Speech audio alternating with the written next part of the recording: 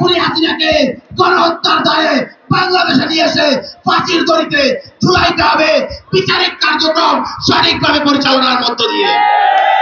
সংগ্রামী সহযোদ্ধাগণ, 69-এর শহীদ আজাদ, 90-এর শহীদ নূর, 24-এর আবু সাইদ মুগ্ধ ইয়ামিন, প্রত্যেকের কথাই একটা জায়গা থেকে স্পষ্ট।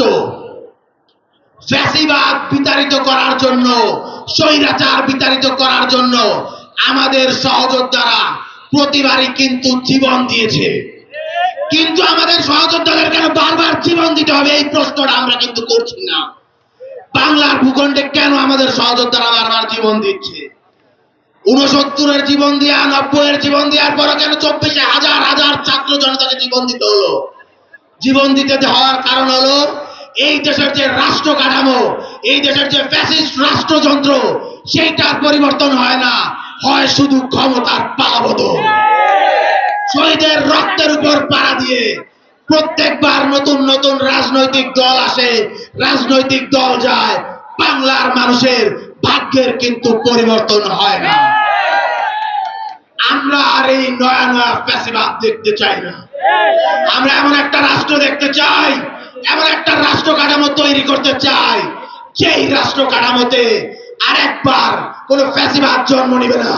এই জন্যই আমাদের এক দফা বাস্তবায়ন করতে হবে ফ্যাসিবাদী ব্যবস্থার বিলোপ এবং নতুন রাজনৈতিক বন্দোবস্ত এই বাংলার জমিনে কায়েম করতেই হবে। এটা 24-এর জুলাই অভ্যুত্থানের শহীদদের রক্তের প্রতি বৈষম্য বিরোধী ছাত্র আন্দোলনের শপথ। সংগ্রামী সহযোদ্ধাগণ, আমরা দেখতে পাচ্ছি বিদেশে বসে বসে মুজিববাদী ফ্যাসিস্ট হাসিনা ও তার লেসপেন্সাররা নানাবিধ কায়দা কানুন করছে। আমরা পররাষ্ট্র মন্ত্রণালয়কে হুঁশিয়ারি করে বলতে চাই, তারা কিভাবে এগুলা করে, আপনাদের বিভিন্ন এম্বাসি, বিভিন্ন মিশন কি করে, বাংলার ছাত্র জনতার কাছে এর জবাব দিতে হবে। বিদেশে বৈশা বৈশা ওই মুজিববাদী হাসিনার ফ্যাসিস্টের দোসররা নাটকবাজি করবে, আর আপনারা বৈশা বৈশা আমার দেশের মানুষের ট্যাক্সের টাকায় পররাষ্ট্র মন্ত্রণালয়ের ওইখানে চাকরি করে বেতন নেবেন, বিদেশে আরামায়াস উপভোগ করবেন। সেইটা বাংলার ছাত্র জনতা হইতে দিবে না।